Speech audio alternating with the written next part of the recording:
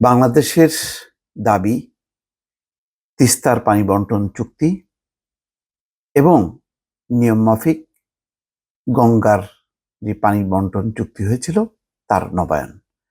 কিন্তু সেটি নিয়ে একটি নতুন বিতর্ক শুরু করেছে ভারতের কেন্দ্রীয় সরকার এবং পশ্চিমবঙ্গের রাজ্য সরকার।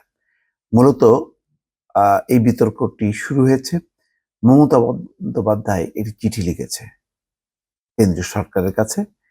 তিনি সরাসরি আপত্তি জানিয়েছেন, বলেছেন যে গঙ্গা চুক্তির নবায়ন এবং তিস্তার পানি বন্টন চুক্তি রাজ্য সরকারের অনুমোদন ছাড়া এটি কোনোভাবেই গ্রহণযোগ্য হবে না, এবং এটি যদি করা হয় তাহলে পশ্চিমবঙ্গের যে উত্তর ভাগ বা উত্তরাঞ্চল সেটি ক্ষতিগ্রস্ত হবে। মোট কথা বেশ কড়া চিঠি দিয়েছে। এখন দুই পক্ষের এই টানাহেঁচড়ার মধ্যে দিয়ে তিস্তা পানি বন্টন চুক্তি তো দূরে থাক, গঙ্গার যে পানি বন্টন চুক্তি হয়েছিল আরো বেশ কয়েক বছর আগে, সেটির নবায়ন অনিশ্চিত হয়ে যাচ্ছে বলে ধারণা করা যায়। খবরে বলা হচ্ছে পশ্চিমবঙ্গ সরকারের সঙ্গে কথাবার্তা বলেই বাংলাদেশের প্রধানমন্ত্রী শেখ হাসিনার সঙ্গে গঙ্গার পানি বন্টন চুক্তি নবায়নের কাজ এগিয়ে নেওয়া হয়েছে বলে ভারতের কেন্দ্রীয় সরকার জানিয়েছে। ভারতের সংবাদ সংস্থা পিটিআই বিভিন্ন সরকারি সূত্রকে উদ্ধৃত করে মঙ্গলবার জানিয়েছে, গত এপ্রিলে ভারত সরকারের তরফে পশ্চিমবঙ্গ সরকারের সঙ্গে গঙ্গার পানি বন্টন চুক্তি নবায়নের জন্য যোগাযোগ করা হয়।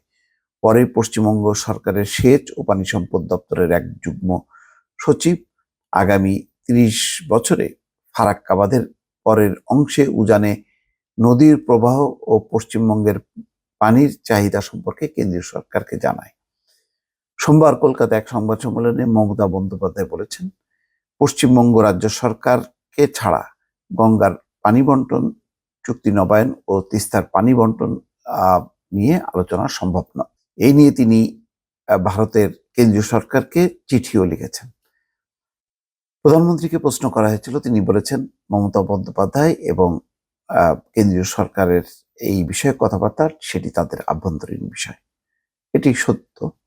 আমাদের দরকার তিস্তার পানি বন্টন চুক্তি এবং গঙ্গার যে পানি বন্টন চুক্তি হয়েছিল তার নবায়ন, যাতে সেই ধারাবাহিকতা রক্ষা থাকে।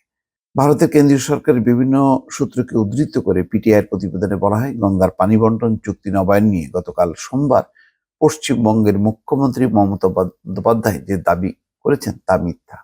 মমতা সোমবার প্রধানমন্ত্রী নরেন্দ্র মোদীকে লেখা এক চিঠিতে বলেন, রাজ্য সরকারকে বাদ দিয়ে এককভাবে বিষয়টি নিয়ে আলাপ আলোচনা মেনে নেওয়া বা আশা করা কোনোটাই উচিত নয়।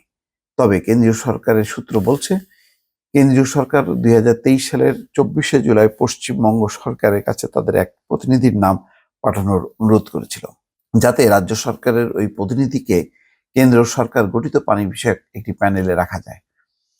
এর উদ্দেশ্য 1996 সালে ভারত ও বাংলাদেশের মধ্যে স্বাক্ষরিত ফারাক্কা চুক্তির অভ্যন্তরীণ পর্যালোচনা করা। 1996 সালে এই চুক্তির ভিত্তিতে যে কাজ শুরু হয় তার মেয়াদ শেষ হবে 2026 সালের 12ই ডিসেম্বর। কেন্দ্রীয় সরকারের পানি সম্পদ মন্ত্রণালয়ের এক অবসরপ্রাপ্ত কর্মকর্তা জানান, পারস্পরিক সমঝোতার ভিত্তিতে এই চুক্তি আবার নবায়ন হবে বলে চুক্তিতেই লেখা আছে। তাহলে রাজ্য সরকার এটা আটকাতে পারে কিনা তার আইনি দিক খতিয়ে দেখা প্রয়োজন। আবার এটাও মাথায় রাখতে হবে, নদীটি একটি রাজ্যের মধ্য দিয়ে গেছে, সেখানকার মুখ্যমন্ত্রীকে সঙ্গে না নিয়ে কোনো চুক্তি মাঠ পর্যায়ে বাস্তবায়ন করা কঠিন। এই অবসরপ্রাপ্ত কর্মকর্তা বলেন, এছাড়া রাজ্যকে সঙ্গে না নেওয়ার অন্য সমস্যা হচ্ছে ভারতের সংবিধানে পানি নিয়ন্ত্রণ রাজ্যের হাতে। আন্তঃরাজ্য নদীর ক্ষেত্রে সাংসদ ও বিচার বিভাগের পরামর্শ এবং নির্দেশ ক্রমে কেন্দ্রীয় সরকার পানি বন্টনের ক্ষেত্রে কিছু পদক্ষেপ নিতে পারে, কিন্তু এই প্রক্রিয়া বেশ জটিল। দর্শক, আসলে একটা জটিলতার মধ্যেই মনে হয় ভালোভাবে ঢুকে গেল বাংলাদেশ। কিন্তু এবারের সফরে উল্লেখযোগ্য বিষয় হচ্ছে রেল সংযোগ, যেটি ভারত তার স্বার্থেই করছে। বাংলাদেশও সম্মতি দিয়েছে।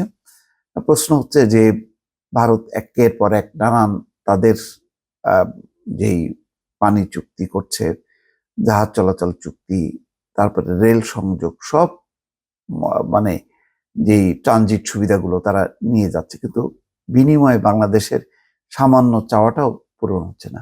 এটাই হচ্ছে খুবই দুঃখজনক। দর্শক, ভালো থাকবেন। আল্লাহ হাফেজ।